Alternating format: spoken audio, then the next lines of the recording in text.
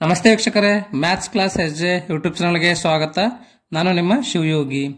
ಪ್ರಿಯ ವೀಕ್ಷಕರೇ, ಇಂದಿನ ಈ ಒಂದು ತರಗತಿಯಲ್ಲಿ ನಾನು ಕ್ಲಾಸ್ 10 13ನೇ ಚಾಪ್ಟರ್ ಸಂಖ್ಯಾಶಾಸ್ತ್ರ ಅಂತ, ಅದನ್ನು ಇಂಗ್ಲೀಷಲ್ಲಿ ನಾವು ಸ್ಟ್ಯಾಟಿಸ್ಟಿಕ್ಸ್ ಅಂತ ಕರಿತಿದ್ದೇವ್ರಿ. ಓಕೆ, ಸೊ ಈ ಒಂದು ಚಾಪ್ಟರ್ದು ಇವಾಗ ನಾನು ಫಸ್ಟ್ ಏನಂದ್ರೆ ಇಂಟ್ರೊಡಕ್ಷನ್ ಅನ್ನು ಹೇಳ್ಕೊಡ್ತೀನಿ ಅಂತ್ರಿ. ರೈಟ್.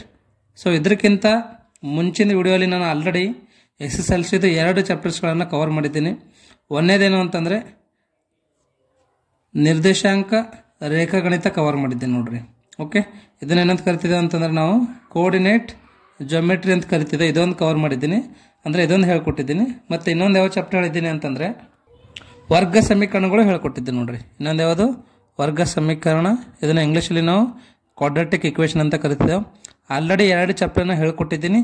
ಯಾರೆಲ್ಲ ಕರ್ನಾಟಕ TET ಮತ್ತು ಕರ್ನಾಟಕ GPSTR ಮತ್ತು HSTR ಮತ್ತು SSLC ಬೋರ್ಡ್ ಎಕ್ಸಾಮನ್ನು ಬರೀತಾ ಇದ್ದೀರಲ್ವ, ಸೊ ಇವರೆಲ್ಲರಿಗೂ ತುಂಬಾ ಹೆಲ್ಪ್ ಆಗುತ್ತೆ. ಹಾಗಾಗಿ ಈ ಒಂದು 2 ಚಾಪ್ಟರ್ಸನ್ನು ತಾವು ಚೆನ್ನಾಗಿ ನೋಡಿ ಪ್ರಾಕ್ಟೀಸ್ ಮಾಡಿರಿ. ಮತ್ತು ಇದು ಇಂಟ್ರೊಡಕ್ಷನ್, ಇದು ಅಷ್ಟೇ ಅಲ್ಲದೆ ನೆಕ್ಸ್ಟ್ ಏನು ವಿಡಿಯೋ ಇದೆ ಅಲ್ವಾ, ಆ ಒಂದು ವಿಡಿಯೋಯಲ್ಲಿ ನಾನು ಈ ಸ್ಟ್ಯಾಟಿಸ್ಟಿಕ್ಸ್ದು ಎಲ್ಲ ಕ್ವಶನ್ಸ್ಗಳನ್ನ ಹೇಳ್ಕೊಡ್ತೀನಿ ಅಂತ್ರಿ. ಫಸ್ಟ್ ಇದರಲ್ಲಿ ನಾವು ಏನು ಕಲಿತಿದ್ದೆವು ಅಂತಂದರೆ ಸರಾಸರಿ ಅಂದರೆ ಮೀನ್ ಕಲಿತಿದ್ದೆವು. ಮೋಡ್ ಅಂದರೆ ರೂಢಿ ಬೆಲೆ ಅಥವಾ ಬಹುಲಕ ಅಂತ ಕರಿತಿದ್ದೆವು. ಮತ್ತು ಮೀಡಿಯನ್ ಅಂದರೆ ಮಧ್ಯಾಂಕ, ಓಜಿವ್ ಗ್ರಾಫ್ ಬಗ್ಗೆ ಅಂದರೆ ಅದನ್ನು ನಾವು ಕನ್ನಡದಲ್ಲಿ ಓಜಿವ್ ಅಥವಾ ಸಂಚಿತ ಆವೃತ್ತಿ ರೇಖೆ ಅಂತ ಕರಿತಿದ್ದೇವೆ ರೀ. ಇವೆಲ್ಲವನ್ನು ನಾವೇನಂದ್ರೆ ಈ ಒಂದು ಚಾಪ್ಟರ್ಲಿ ಕಲಿತಿದ್ದೇವೆ ರೀ. ಓಕೆ, ಸೊ ಇವಾಗ ಫಸ್ಟ್ ಸರಾಸರಿ ನೋಡ್ರಿ. ಇಲ್ಲಿ ನಮಗೆ 3 ಮೆಥಡ್ಗಳು ಅದಾವ್ರಿ. ಸರಾಸರಿ ಕಂಡುಹಿಡಿಯಬೇಕಂದ್ರೆ 3 ಮೆಥಡ್ ಅದಾವ, ಅಂದರೆ 3 ವಿಧದಲ್ಲಿ ನಾವು ಸರಾಸರಿಯನ್ನು ಕಂಡುಹಿಡಿಯಬಹುದು. ಮೊದಲನೇದೇನು ಅಂತಂದರೆ ನೇರ ವಿಧಾನ ಅಂತ ಕರೀತಾರೆ. ಇದಕ್ಕೆ ಏನಂತ ಕರೀತಾರೆ? ನೇರ ವಿಧಾನ ಅಂತಂದರೆ ಇಂಗ್ಲೀಷಲ್ಲಿ ಅದನ್ನು ನಾವು ಡೈರೆಕ್ಟ್ ಮೆಥಡ್ ಅಂತ ಕರಿತಿದ್ದೇವೆ. ಏನಂತ ಕರಿತೀವಿ? ಅದಕ್ಕೆ ಡೈರೆಕ್ಟ್ ಮೆಥಡ್ ಅಂತ ಕರಿತಿದ್ದೇವೆ. ಸೊ ಏನದಪ್ಪ ಫಾರ್ಮುಲಾ ಅಂತಂದರೆ ನಾವು ಸರಾಸರಿಯನ್ನು X ಬಾರಿಂದ ರೀಪ್ರೆಸೆಂಟ್ ಮಾಡ್ತಿದ್ದೇವೆ, X ಬಾರಿಂದ ಗುರುತಿಸ್ತಿದ್ದೇವೆ ರೀ. Summation of Fi xi divided by summation of Fi ಅಂತ.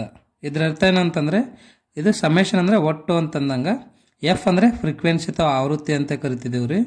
ಓಕೆ, X ಅಂದರೆ ಮಿಡಲ್ ಟರ್ಮ್ ಅಂತ ಕರಿತಿದ್ದೆವು. ಅದ್ರ ಬಗ್ಗೆ ಏನದ ನಾನು ಲೆಕ್ಕಗಳನ್ನು ಹೇಳುವಾಗ ನಿಮಗೆ ಮತ್ತೆ ಡೀಟೇಲ್ ಆಗಿ ಹೇಳ್ಕೊಡ್ತೀನಿ ಅಂತ. ಫಸ್ಟ್ ಒನ್ ಆಯ್ತಾ. ಸೊ ಸೆಕೆಂಡ್ ಒನ್ ಬಂದ್ಬಿಟ್ಟು ಅಂದಾಜು ಸರಾಸರಿ ವಿಧಾನ ಅಂತ ಕರಿತಿದ್ದೇವೆ. ಅದಕ್ಕೆ ಏನು? ಅಂದಾಜು ಸರಾಸರಿ ವಿಧಾನ. ಓಕೆ, ಸೊ ಇದನ್ನು ಇಂಗ್ಲೀಷಲ್ಲಿ ನಾವು ಏನಂತ ಕರಿತೀವಿ ಅಂದರೆ ಅಜ್ಯೂಮ್ಡ್ ಮೀನ್ ಮೆಥಡ್ ಅಂತ ಕರಿತಿದ್ದೆವು. ಅಜ್ಯೂಮ್ಡ್ ಮೀನ್ ಮೆಥಡ್ ಅಂತ ಕರಿತಿದ್ದೇವೆ ರೀ. Okay, so assumed mean method ಸರಾಸರಿ ಕಂಡಿಬೇಕು ಅಂದರೆ ಸೂತ್ರ ಏನದಪ್ಪ ಅಂತಂದರೆ X bar equals to A plus summation of Fi di divided by summation of Fi. ಇಲ್ಲಿ ನಾನು ನಿಮಗೆ DI ಅಂದ್ರೆ ಏನು ಅಂತ ಲೆಕ್ಕಗಳನ್ನು ಹೇಳುವಾಗ ತಿಳಿಸ್ಕೊಡ್ತೀನಿ, ಅವಾಗ ನಿಮ್ಗೆ ಚೆನ್ನಾಗಿ ಅರ್ಥ ಆಗ್ತದ್ರಿ. ಓಕೆ, ಏನಿದೆ ರೀ, ಅಂದಾಜು ಸರಾಸರಿ ವಿಧಾನದಿಂದ ನಾವು ಸರಾಸರಿಯನ್ನು ಕಂಡುಬೇಕಾಗಿತ್ತು ಅಂದರೆ ಸೂತ್ರ X ಬಾರ್ ಸಮನಾಗಿದೆ A plus summation of Fi di divided by summation of Fi ಅಂತ ಇದೆ. Okay, so next third one ನೋಡ್ರಿ. ಮೂರನೇದು ಯಾವ್ದು ಮೆಥಡ್ ಇದೆಯಪ್ಪ ಅಂತಂದರೆ ಹಂತ ವಿಚಲನ ವಿಧಾನ ಅಂತ ಕರಿತಿದ್ದೆ. ಇದನ್ನು ಹಂತ ವಿಚಲನ ವಿಧಾನ ಅಂತ ಕರಿತಿದ್ದೆ ನೋಡ್ರಿ. ಇದನ್ನು ಇಂಗ್ಲೀಷಲ್ಲಿ ಬಂದ್ಬಿಟ್ಟು ಸ್ಟೆಪ್ ಡೆವಿಯೇಷನ್ ಮೆಥಡ್ ಅಂತ ಕರಿತಿದ್ದೆವು. Step deviation method.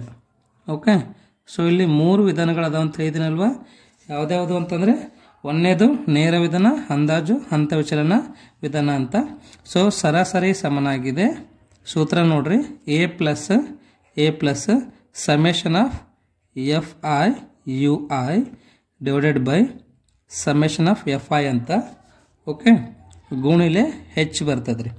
ಇಲ್ಲಿ ನಾನು ನಿಮಗೆ ಪ್ರತಿಯೊಂದು ಟರ್ಮ್ ಅಂದರೆ ಏನು ಅಂತ ನಾನು ಲೆಕ್ಕಗಳನ್ನು ಹೇಳುವಾಗ ತಿಳಿಸ್ಕೊಡ್ತೀನಿ ಅಂತೆ. UI ಅಂದರೆ ಏನು, H ಅಂದರೆ ಏನು, ಅದೆಲ್ಲವನ್ನು ನಾನು ಏನದಂದರೆ ಲೆಕ್ಕಗಳನ್ನು ಹೇಳುವಾಗ ತಿಳಿಸ್ಕೊಡ್ತೀನಿ ಅಂತ್ರಿ. ಓಕೆ, ಫಸ್ಟ್ ಏನು ಗೊತ್ತೈತಿ ಇಲ್ಲಿ ನಿಮಗೆ? ಸರಾಸರಿ ಗೊತ್ತಾಯಿತು. ಸರಾಸರಿಯನ್ನು ನಾವು 3 ವಿಧಾನದಿಂದ ಕಂಡುಹಿಡಿಬಹುದು. ಓಕೆ, ಇವಾಗ ಬಹುಲಕಕ್ಕೆ ಹೋಗೋಣ ಅಂತ. ಸರಾಸರಿ ಅಂದ್ರೆ ಏನ್ರಿ? ಎವರೇಜ್ ಅಂತಂದಂಗೆ. ಓಕೆ, ಬಹುಲಕ ಅಂತಂದರೆ ಮೋಡ್ ಅಥವಾ ರೂಢಿ ಬೆಲೆ ಅಂತ maximum time most time repeated ಟರ್ಮ್ಗಳನ್ನು ನಾವು ಏನಂತ ಕರಿತೀವಿ ಅಂತಂದರೆ ಮೋಡ್ ಅಂತ ಕರಿತೀವಿ. ಅಂದರೆ ಜಾಸ್ತಿ ಬಾರಿ ಯಾವುದಾದ್ರೂ ಒಂದು ಸಂಖ್ಯೆ ಬಳಕೆ ಆಗಿತ್ತು ಅಂತಂದ್ರೆ ಅದನ್ನು ನಾವು ರೂಢಿ ಬೆಲೆ ಅಂತ ಕರಿತಿದ್ದೇವೆ ರೀ. ಓಕೆ, ಸೂತ್ರ ನೋಡ್ರಿ ಏನಿದೆ ಅಂತಂದರೆ ಬಹುಲಕ, ಅದನ್ನು ನಾವು ಇಂಗ್ಲೀಷಲ್ಲಿ ಏನಂತ ಕರಿತೀವಿ ಅಂತಂದರೆ ಮೋಡ್ ಅಂತ ಕರಿತಿದ್ದೇವೆ ರೀ. ಓಕೆ, ಬಹುಲಕ ಅಥವಾ ಮೋಡ್ ಸಮನಾಗಿದೆ. ಸೂತ್ರ ಏನಿದೆ ಅಂದರೆ L plus F1 minus F0 divided by 2F1 minus F0 minus F2 into H ಅದ ನೋಡ್ರಿ. ಓಕೆ, ಸೊ ನೆಕ್ಸ್ಟ್ ಐದನೇದು ಯಾವುದು ಅಂತಂದರೆ ಮಧ್ಯಾಂಕ ಕಂಡುಹಿಡಿಯೋದು ಸೂತ್ರ ನೋಡ್ರಿ.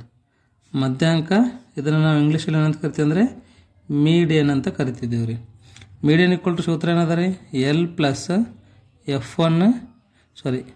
Plus N/2 minus CF divided by F into H.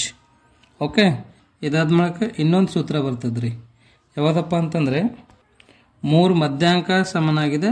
Most important ಅದ ನೋಡ್ರಿ ಇದು. ಏನಂದರೆ 3 ಮಧ್ಯಾಂಕ ಸಮನಾಗಿದೆ, ಒಂದು ಬಹುಲಕ ಪ್ಲಸ್ 2 ಸರಾಸರಿ ನೋಡ್ರಿ. ಮೋಸ್ಟ್ ಇಂಪಾರ್ಟೆಂಟ್ ಅದ ನೋಡ್ರಿ. ಇದು ತುಂಬ ಸರ್ತಿ ಕೇಳಿದ್ದಾನೆ ಎಕ್ಸಾಮ್ಸಲ್ಲಿ. ಸೊ ಇಷ್ಟು ನಿಮಗೇನದ ಗುರ್ತಿರಬೇಕು. ಏನೇನು ಗುರ್ತಿರಬೇಕು ಅಂದರೆ, ಒಂದು ಸರಾಸರಿಯಲ್ಲಿ ನಿಮಗೆ 3 ವಿಧಗಳದಾವ: ನೇರ ವಿಧಾನ, ಅಂದಾಜು ಮತ್ತು ಹಂತ ವಿಚಲನ ವಿಧಾನ. ಅದಾದ್ಮೇಲೆ ಬಹುಲಕ, ಅದಾದ್ಮೇಲೆ ಮಧ್ಯಾಂಕ, ಮತ್ತು ಇನ್ನೂ ಏನಂದರೆ 3 ಮಧ್ಯಾಂಕ ಸಮನಾಗಿದೆ, ಒಂದು ಬಹುಲಕ ಪ್ಲಸ್ 2 ಸರಾಸರಿ. ಇದನ್ನು ಇಂಗ್ಲೀಷಲ್ಲಿ ಏನಂತ ಕರಿತೀವಿ ಅಂದ್ರೆ ನಾವು 3 median is equals to 1 mode plus 2 mean ಆಗ್ತದೆ ನೋಡ್ರಿ. ರೈಟ್. ಸೊ ಇಷ್ಟು ನೀವು ಕಲ್ತರಿ ಅಂತಂದರೆ ಈ ಒಂದು ಚಾಪ್ಟರ್ ಪರ್ಫೆಕ್ಟ್ ಆಗ್ತೀರಿ. ಇಲ್ಲಿ CF ಅಂದರೆ ಸಂಚಿತ ಆವೃತ್ತಿ ಮೊತ್ತ ಅಂತ ಕರಿತೀವಿ, ಅಂದರೆ ಕಾಂಬ್ಯುಲೇಟಿವ್ ಫ್ರೀಕ್ವೆನ್ಸಿ ಅಂತ ಕರಿತಿದ್ದೆವು. F1 F0 ಅಂದ್ರೇನು ಎಲ್ಲವನ್ನು ನಾನು ಲೆಕ್ಕಗಳಲ್ಲಿ ಹೇಳ್ಕೊಡ್ತೀನಿ ಅಂತೀರಿ. ಓಕೆನಾ, ತಿಳಿತಲ್ವಾ? ಸೊ ಇದಿಷ್ಟೇನಂದರೆ ಈ ಒಂದು ಚಾಪ್ಟರ್ದು ಇಂಟ್ರೊಡಕ್ಷನ್ ಇದೆ, ಬೇಸಿಕ್ ಇದೆ ರೀ, ಇದರಲ್ಲಿ ಏನೇನು ಕಲಿತಿದ್ದೇವೆ ಅಂತೇಳಿ. ರೈಟ್. ನಾನು ಈಗಾಗಲೇ ನಿಮಗೆ ಹೇಳಿದ್ದೀನಿ 2 ಚಾಪ್ಟರ್ದು SSLC ಮುಗಿಸಿದ್ದೀನಿ ಅಂತ. ಒಂದು ಯಾವುದು ಅಂತಂದರೆ ವರ್ಗ ಸಮೀಕರಣಗಳು. ಸೊ ಇದನ್ನು ಇಂಗ್ಲೀಷಲ್ಲಿ ನಾವು ಏನಂತ ಕರಿತೀವಿ ಅಂತಂದರೆ ಕ್ವಾಡ್ರಾಟಿಕ್ ಇಕ್ವೇಷನ್ಸ್ ಅಂತ ಕರಿತಿದ್ದೇವೆ ರೀ. ಓಕೆ, ಆಲ್ರೆಡಿ ಇದನ್ನು ಮುಗಿಸಿದ್ದೀನಿ, ತಾವು ಅದನ್ನು ನೋಡ್ಬೋದು. ಲಿಂಕ್ ಏನದ ನಾನು ಡಿಸ್ಕ್ರಿಪ್ಷನಲ್ಲಿ ಕೊಟ್ಟಿರ್ತೀನಿ ಅಂತ, ಅದನ್ನು ಬಳಕೆ ಮಾಡಿ ತಾವು ನೋಡಿ ಚೆನ್ನಾಗಿ ಪ್ರಾಕ್ಟೀಸ್ ಮಾಡ್ಬೋದು. ಎರಡನೇದೇನು ಅಂತಂದರೆ ನಿರ್ದೇಶಾಂಕ ರೇಖಾಗಣಿತ ನೋಡ್ರಿ. ನಿರ್ದೇಶಾಂಕ ರೇಖಾಗಣಿತ ಇದನ್ನು ತುಂಬ ಚೆನ್ನಾಗಿದೆ ರೀ, ಈಸಿ ಇದೆ. ಅದನ್ನು ಇಂಗ್ಲೀಷಲ್ಲಿ ನಾವು ಕೋಆರ್ಡಿನೇಟ್ ಜಾಮೆಟ್ರಿ ಅಂತ ಕರಿತಿದ್ದೇವೆ ರೀ. ರೈಟ್. ಸೊ ಇನ್ನೂ ತಾವೇನಾದರೂ ನೋಡಿದಿಲ್ಲ ಅಂತಂದರೆ ಇವೆರಡೂ ಚಾಪ್ಟರ್ನ ನೋಡಿ ಪರ್ಫೆಕ್ಟ್ ಆಗ್ರಿ. ಇವಾಗ ಏನದ ನಾನು ಸಂಖ್ಯಾಶಾಸ್ತ್ರದ ಬಗ್ಗೆ ಹೇಳ್ಕೊಡ್ತೀನಿ ಅಂತ. ಓಕೆ, ಸೊ ಈ ಒಂದು ಸಂಖ್ಯಾಶಾಸ್ತ್ರದ್ದು ಇಂಟ್ರೊಡಕ್ಷನ್ ತಮಗೆಲ್ಲರಿಗೂ ಚೆನ್ನಾಗಿ ಅರ್ಥ ಆಗಿದೆ ಅಂತ ಅಂದ್ಕೊಳ್ತೀನಿ. ಈ ಒಂದು ವಿಡಿಯೋ ತಮಗೇನಾದರೂ ಇಷ್ಟ ಆಗಿತ್ತು ಅಂತಂದರೆ ಲೈಕ್ ಕೊಡ್ರಿ, ಮತ್ತು ನಿಮ್ಮ ಫ್ರೆಂಡ್ಸಿಗೆಲ್ಲ ಆದಷ್ಟು ಬೇಗ ಶೇರ್ ಮಾಡಿರಿ. ಇನ್ನು ಯಾರಾದರೂ ಸಬ್ಸ್ಕ್ರೈಬ್ ಆಗಿದ್ದಿಲ್ಲ ಅಂತಂದರೆ ಈ ಕೂಡಲೇ ಸಬ್ಸ್ಕ್ರೈಬ್ ಆಗ್ರಿ. ಮತ್ತು ನಿಮಗೇನಾದರೂ ಟೆಲಿಗ್ರಾಮ್ ಗ್ರೂಪಿಗೆ ಜಾಯಿನ್ ಆಗಬೇಕಾಗಿತ್ತಂದರೆ ಡಿಸ್ಕ್ರಿಪ್ಷನಲ್ಲಿ ಕೊಟ್ಟಿರ್ತಕ್ಕಂಥ ಲಿಂಕನ್ನು ಯೂಸ್ ಮಾಡಿ ತಾವು ಟೆಲಿಗ್ರಾಮ್ ಒಂದು ಗ್ರೂಪಿಗೆ ಜಾಯಿನ್ ಆಗ್ಬೋದು. ಓಕೆನಾ. ಸೊ ಈ ಒಂದು ವಿಡಿಯೋನ ತಾವು ಇಷ್ಟ ತನಕ ನೋಡೋದಕ್ಕೆ ತಮ್ಮೆಲ್ಲರಿಗೂ ತುಂಬ ಧನ್ಯವಾದಗಳು.